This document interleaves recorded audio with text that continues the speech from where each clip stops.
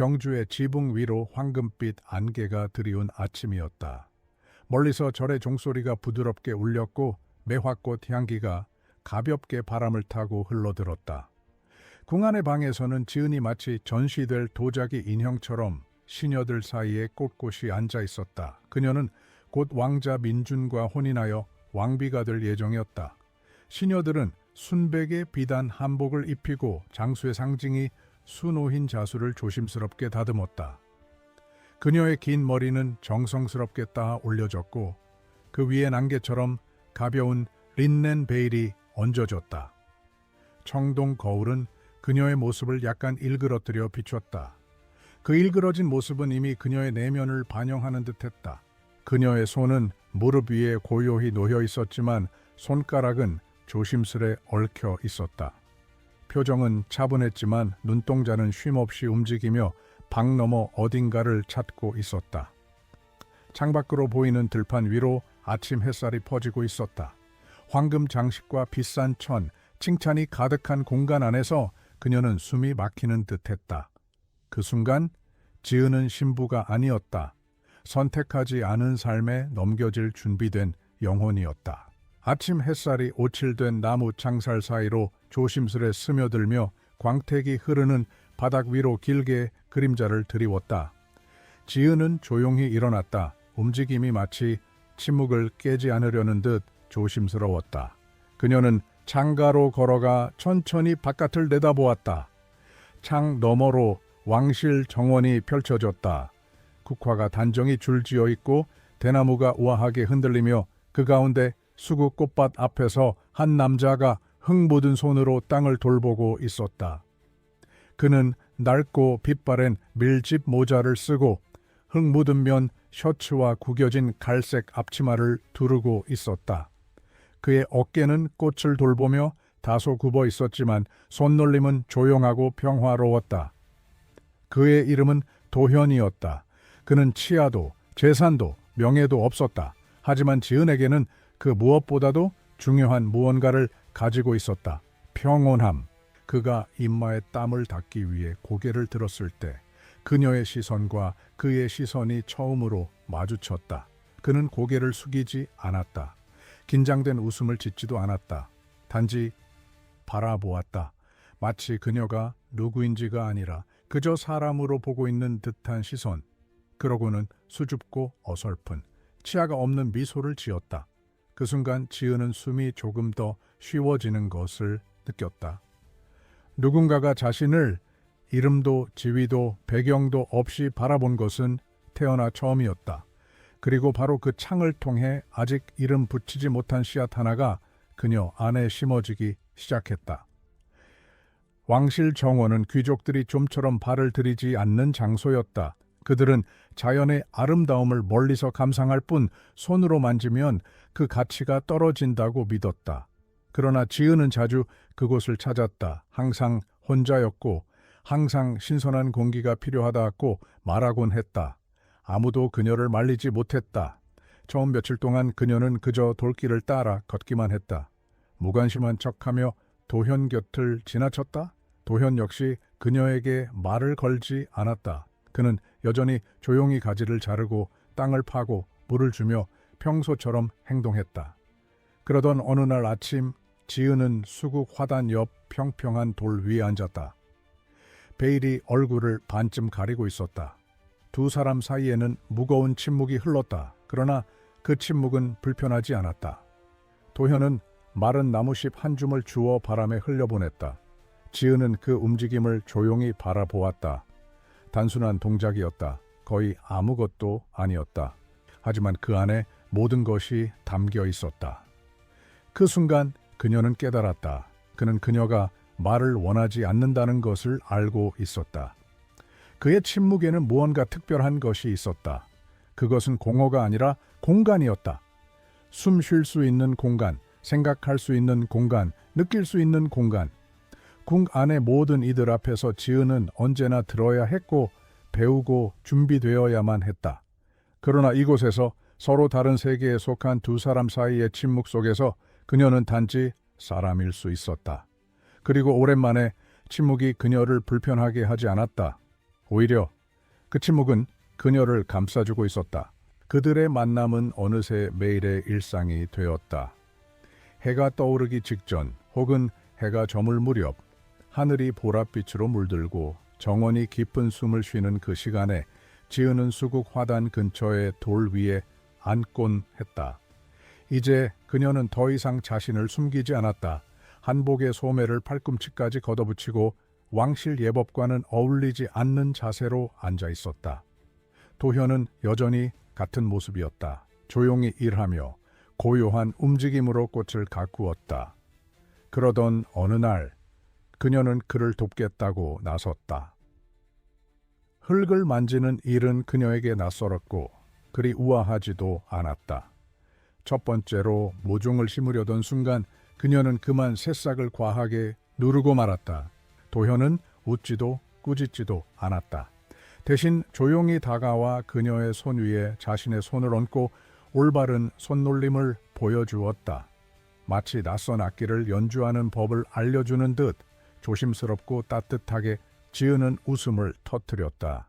입술만이 아니라 얼굴 전체가 웃고 있었다. 그 웃음은 정원에 퍼졌고 대나무를 놀라게 했으며 새들을 잠시 날아오르게 했다. 도현은 잠시 당황한 듯 웃음을 삼켰고 얼굴이 붉게 물들었다. 그는 모른 척하며 꽃에 집중하는 척했지만 그 순간은 그에게도 특별했다. 그들은 사랑을 말하지 않았다. 도망에 대해 말하지도 않았다. 그저 삶에 대해 이야기했다. 지은은 도현이 고구마를 좋아한다는 것, 허름한 온실 뒤에서 지낸다는 것, 어릴 적 허수아비를 귀신이라 착각해 키스하려 했던 기억이 있다는 걸 알게 되었다. 도현은 지은이 비파 소리를 싫어하고 늘 차가운 발로 잠든다는 것, 향보다 흙 냄새를 좋아한다는 것을 알게 되었다. 흙이 묻은 송긋 사이로, 수국 꽃잎 사이로 말없이 피어난 무언가가 있었다. 그것은 빠르게 타오르는 불이 아니라 조용히 스며드는 온기였다. 그 온기 속에서 말보다 깊은 마음이 자라고 있었다. 어느 날 아침, 밤새 비가 내린 뒤 지은은 맨발로 정원에 들어섰다. 땅은 아직 젖어 있었고 첫걸음마다 발이 축축한 흙 속으로 조금씩 잠겨갔다. 그녀는 잠시 찡그렸다. 그것이 불편함인지 아니면 자유인지 알 수 없었다. 도현은 조용히 그녀를 지켜보았다. 말은 없었지만 입계는 작고 부드러운 미소가 떠올랐다. 그는 말 없이 자신의 신발도 벗었다. 거칠고 단단한 발이 드러났고 그는 흙 위를 천천히 걸었다. 그 모습은 말 없는 초대처럼 느껴졌다. 지은은 그를 따라 걸었다. 흙이 발가락 사이를 파고들었고 비에 젖은 냄새가 숨결을 채웠다. 그리고 그 순간 그녀는 살아있음을 느꼈다. 도현은 그녀에게 손으로 흙을 파는 방법을 보여주었다. 지은은 도현이 고구마를 좋아한다는 것, 허름한 온실 뒤에서 지낸다는 것, 어릴 적 허수아비를 귀신이라 착각해 키스하려 했던 기억이 있다는 걸 알게 되었다. 도현은 지은이 비파 소리를 싫어하고 늘 차가운 발로 잠든다는 것, 향보다 흙 냄새를 좋아한다는 것을 알게 되었다. 흙이 묻은 송긋 사이로, 수국 꽃잎 사이로 말없이 피어난 무언가가 있었다. 그것은 빠르게 타오르는 불이 아니라 조용히 스며드는 온기였다. 그 온기 속에서 말보다 깊은 마음이 자라고 있었다. 궁 안 깊숙한 내실에서는 꽃향기 대신 진한 향로의 냄새가 공간을 채우고 있었다. 벽에는 조상들의 그림이 걸려 있었고 대리석 바닥 위로 울리는 발소리는 지은이 지켜야 할 전통의 무게를 되새기듯 낮고 묵직하게 퍼졌다. 지은은 곧게 앉아 있었다. 그녀의 맞은편에는 어머니 강 여사가 있었다. 그녀는 곧은 자세의 한치의 흐트러짐도 없는 여인이었다. 진한 색 한복을 입고 금실로 수놓인 가문 문장이 어깨에 빛났다. 손끝으로 팔걸이를 가볍게 두드리는 동작만으로도 그녀의 안에 흐르는 긴장감이 전해졌다. 너는 왕비가 되기 위해 태어났어. 그녀는 단호하게 말했다. 목소리는 높지 않았지만 돌처럼 단단했다. 흙 장난 따위는 내 길이 아니야. 지은은 대답하지 않았다. 그저 시선을 바닥에 둔 채 조용히 그 말의 무게를 견뎠다. 어머니는 다시 말했다. 이 혼사는 가문의 명예를 지키는 약속이야. 너의 감정은 중요하지 않아. 지은은 입술을 꽉 다물고 고개를 끄덕였다. 그날 밤 그녀는 자신의 방에 혼자 남아 손을 바라보았다. 손톱 아래엔 아직 정원의 흙이 남아 있었다. 말없이 그녀는 눈물을 흘렸다. 어머니의 말 때문이 아니었다. 그 말들이 정말로 아무도 그녀의 진심을 궁금해하지 않는다는 사실을 확인시켜 주었기 때문이었다. 다음 날 아침 시녀들이 그녀를 찾아왔을 때 지은은 베란다 아래 누워 하늘을 바라보고 있었다. 몇 시간 동안 아무 말 없이 하늘만 보고 있었다. 사람들은 그녀가 병들었다고 말했다. 결혼 준비로 인한 스트레스라고 했다. 하지만 지은은 병든 것이 아니었다. 그녀는 깨어나고 있었다. 그녀 안에 말로 설명할 수 없는 무언가가 자라고 있었다. 그것은 더 이상 억누를 수 없는 갈망이었다. 한 번 뿌리를 내린 씨앗은 아무리 단단한 전통이라 해도 막을 수 없는 법이었다. 그날 오후 하늘은 두꺼운 구름으로 뒤덮였고 멀리서 비 냄새가 느껴졌다. 지은은 조심스럽게 궁을 빠져나왔다. 손에는 하얀 린넨천에 감싼 작은 꾸러미가 들려 있었다. 그녀는 발걸음을 재촉해 온실 뒤편의 작은 창고로 향했다. 그곳에는 도연이 낡은 앞치마에 끈을 꿰매며 앉아 있었다. 손놀림은 느렸지만 정성스러웠다. 그녀를 보자 그는 천천히 고개를 들고 아무 말 없이 미소 지었다. 지은은 그의 옆에 조용히 앉았다. 그리고 천을 풀어 금색 밀랍으로 봉인된 종이 한 장을 꺼냈다. 왕실 문장이 새겨진 정식 홀례 초대장이었다. 도현은 흙 묻은 손으로 그것을 조심스럽게 받았다. 그는 오랫동안 그것을 바라보다가 천천히 말했다. 읽을 줄 몰라요. 지은은 부드럽게 미소 지으며 초대장을 펼쳤다. 그녀는 이름과 날짜, 맹세와 직함을 또박또박 읽어 내려갔다. 모든 문장이 공허하게 들렸다. 잠시 침묵이 흐른 후 그녀는 조용히 물었다. 내가 도망친다면 같이 가줄 수 있어요? 도연은 당황한 듯 하늘을 올려다보았다. 그리고 그녀의 손을 바라보았다. 손끝은 여전히 연약하고 하얗지만 그 안에는 굳건한 결심이 느껴졌다. 한참을 침묵한 후 그는 고개를 끄덕이며 말했다. 흙이 있고 당신이 있다면 어디든 가요. 지은은 대답하지 않았다. 대신 깊게 숨을 들이쉬었다. 그 순간 손에 들려있던 금빛 초대장은 더 이상 억압이 아니었다. 그것은 선택이었다. 그리고 그 선택은 생애 처음으로 오직 그녀만의 것이었다. 해가 아직 산 너머에서 얼굴을 내밀기도 전 하늘은 연한 분홍빛으로 물들고 있었다. 지은은 평소보다 더 수수한 한복을 입고 회색 망토를 두른 채 몰래 궁을 빠져나왔다. 손에는 어제의 기억이 쥐어져 있었고 발걸음에는 기대가 묻어 있었다. 그녀는 정원으로 곧장 향했다. 도현이 있을 것이라 믿었다. 어제처럼 늘 그래왔던 것처럼. 하지만 그곳은 비어 있었다.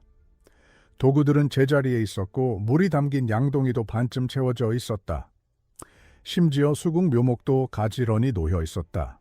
마치 누군가 급히 자리를 비운 듯한 흔적. 그러나 도현은 없었다. 지은은 기다렸다. 돌 위에 앉아 해가 떠오를 때까지. 나무 그림자가 길어지고 햇살이 숲을 사이로 퍼지고 시냇물이 반짝이는 시간까지 그녀는 그저 앉아 있었다. 아무 말 없이. 시간이 흘러도 그는 돌아오지 않았다. 가슴속에 어딘가가 서서히 무너지는 소리가 들리는 듯했다.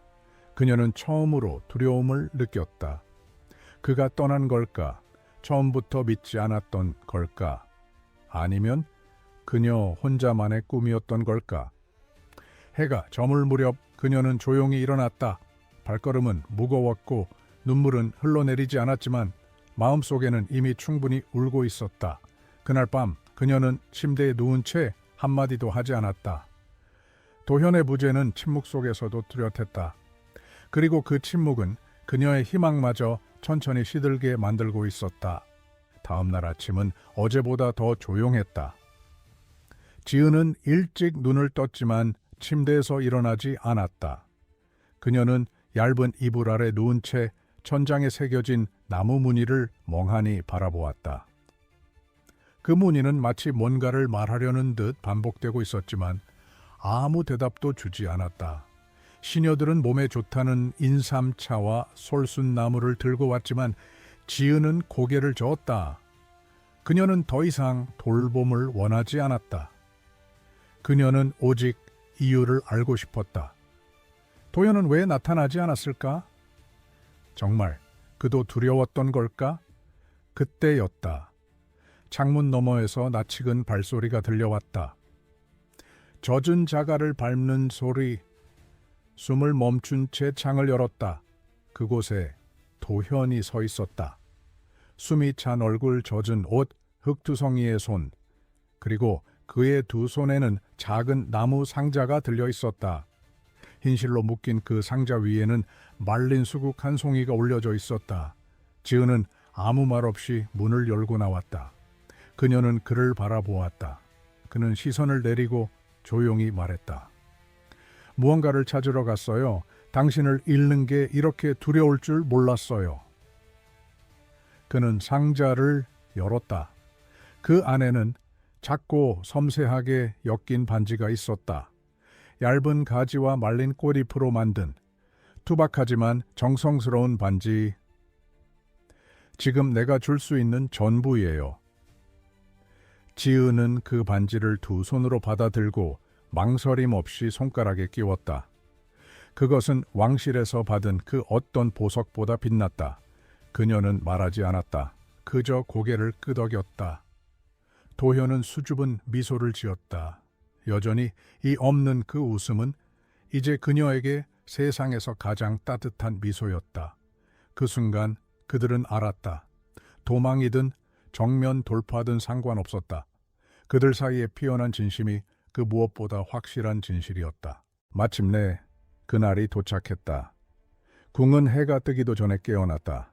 시녀들은 붉은 비단을 들고 분주히 뛰어다녔고 연주자들은 검은고 줄을 고르며 긴장된 손끝을 풀었다. 궁 전체가 연꽃 향으로 가득 찼고 그 향은 마치 눈에 보이는 안개처럼 천천히 퍼져나갔다. 지은은 화장대 앞에 앉아 있었다. 그녀는 지금껏 입어본 것 중 가장 화려한 홀리의 한복을 입고 있었다. 붉은 비단에 금실로 수놓은 매화와 봉황 문양, 은실이 아른거리는 베일이 어깨 위에 얹혀 있었다. 하지만 그녀의 눈빛은 그 어떤 장식보다도 무거웠다. 예식장의 문이 열리자 수십 쌍의 시선이 일제히 그녀를 향했다. 지은은 조용히 발걸음을 옮겼다. 왕자 민주는 단단한 표정으로 제자리에 서 있었다. 그의 얼굴에는 감정이 없었다. 그저 역할과 책임, 전통과 기대만이 있었다. 그녀는 천천히 앞으로 걸었다. 걸음마다 숨이 조금씩 얕아졌다. 그리고 그녀는 보았다. 저 멀리 예식장 한 구석에 놓인 빈 의자 하나. 도현은 오지 않았다. 그 사실만으로도 그녀의 가슴속 희망이 뿌리째 흔들렸다. 그녀는 다시 눈을 감고 떠올렸다. 그가 가만히 말하던 한마디, 흙이 있고 당신이 있다면 어디든 가요. 하지만 지금 그는 여기에 없었다. 눈앞의 제단은 높고 작았고 멀게만 느껴졌다. 그럼에도 불구하고 그녀는 계속 걸었다. 제단 앞 지은은 예의 바르게 섰다. 손은 몸 앞에서 고요히 모아졌고 시선은 낮게 깔렸으며 어깨 위엔 은실로 수놓인 베일이 안개처럼 드리워져 있었다. 왕자 민주는 그녀를 바라보고 있었다. 그의 눈빛은 차가웠고 그 시선 속엔 어떤 감정도 없었다. 오직 약속과 혈통, 가문의 명예만이 있었다. 예식을 주관하던 이는 낮고 장엄한 목소리로 홀레문을 읊기 시작했다. 북의 울림이 천천히 그러나 점점 무겁게 궁 전체를 울렸다. 그것은 그녀의 심장 소리와도 같았다. 점점 커지고 점점 빨라지는. 지은은 고개를 들어 관중을 바라보았다. 장로들, 귀족들, 왕실 여인들. 그들은 모두 정중하게 앉아 있었지만 그 눈동자 안엔 하나의 질문이 담겨 있었다. 지금 그 자리에 있는 것이 진심인가? 그녀는 어머니를 보았다. 턱은 높이 들려 있었고 얼굴은 굳어 있었지만 눈동자만은 명확했다. 뒤돌아서지 마라. 그러나 지은은 눈을 감았다. 그리고 그 안에서 들려오는 익숙한 정원의 소리를 떠올렸다. 마른 나무잎 소리, 조용한 웃음, 나뭇가지와 꽃잎으로 만든 반지의 촉감. 그녀는 천천히 손을 풀었다. 그리고 발끝을 내려다보았다. 다음 순간 아무도 예상하지 못한 행동을 했다. 지은은 의식화, 정교하게 수놓아진 혼례용 구두를 벗었다. 그것은 그녀의 신분과 위치를 상징하던 물건이었다. 대리석 바닥 위에 구두가 툭 떨어지는 소리가 울렸다. 예식장은 숨을 멈췄다. 지은은 뒤돌아섰다. 천천히, 그러나 단호하게. 그녀는 궁을 향해 걷기 시작했다. 도망치지 않았다. 해방되었다. 맨발로 걸어가는 그 소리는 전통을 흔드는 천둥 소리처럼 울려 퍼졌다. 그리고 문을 나설 때 그녀는 처음으로 숨을 깊게 들이마셨다. 세상의 모든 향기보다도 진한 자유의 냄새였다. 지은은 맨발로 들판을 달렸다. 한복의 치맛자락은 지늘게 젖고 베일은 바람에 휘날렸다. 숨이 거칠어지고 심장은 가슴을 두드리는 북소리처럼 뛰었다. 궁을 지나고 정원을 지나고 작은 숲을 돌아 마침내 그녀는 도현을 찾았다. 그는 수국밭 한가운데 무릎을 꿇고 있었다.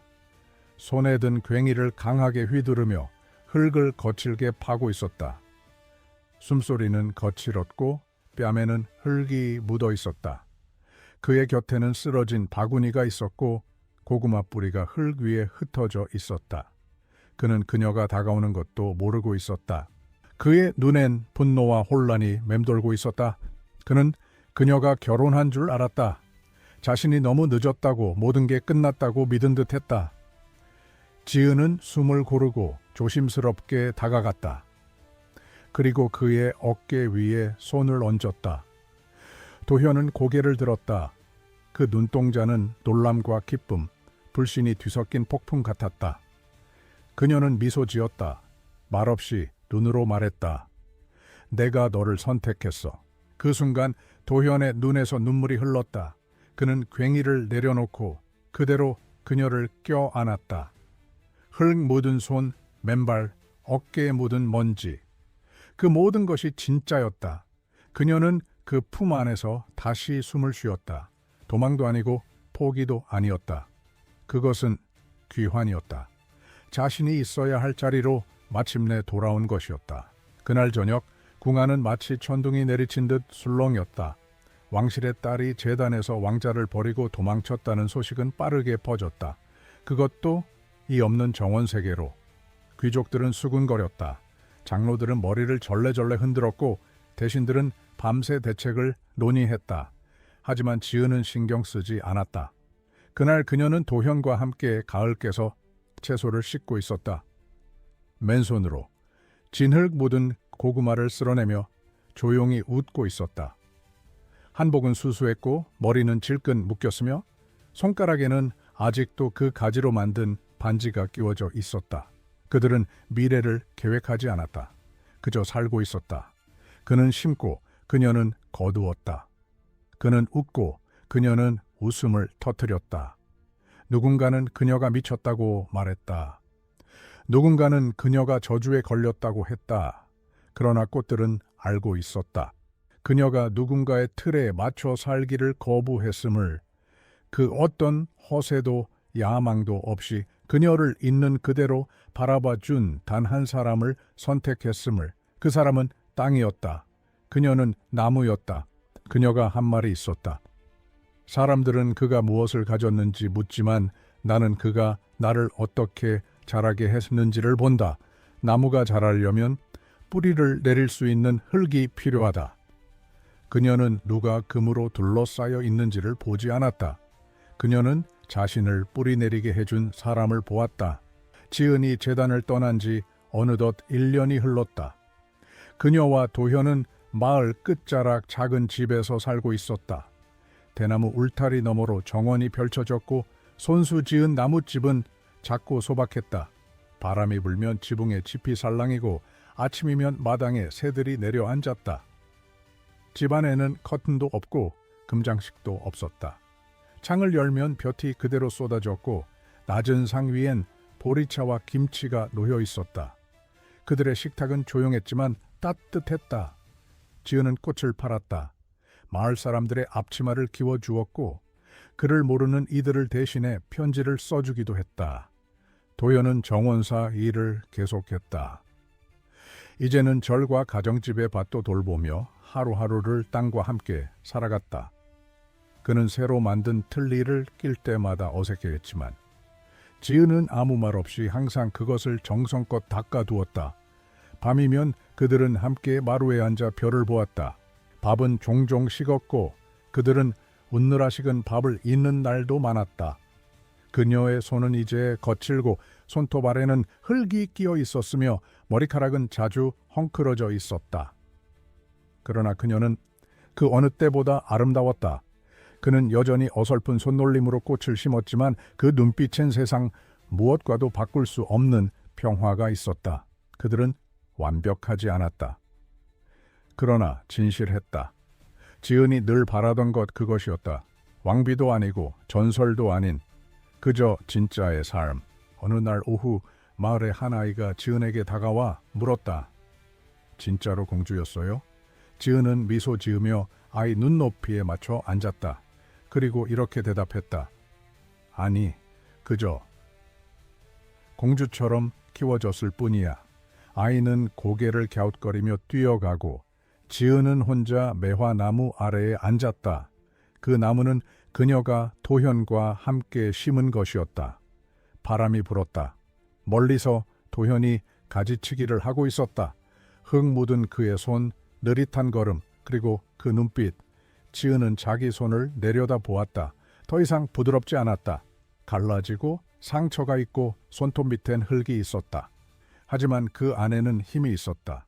독립, 의지, 선택의 흔적들. 수국은 해마다 더 풍성하게 피어났다. 그녀는 천천히 숨을 들이쉬었다. 그리고 깨달았다. 그것은 도망이 아니었다. 그것은 창조였다. 자신만의 삶을 만드는 것. 진짜를 자신의 손으로, 자신의 방식으로. 그녀는 더 이상 왕비가 아니었다. 평민도 아니었다. 그녀는 자유로운 사람이었다. 그리고 그 자유는 결코 반짝이지 않았다. 대신 조용히 피어났다.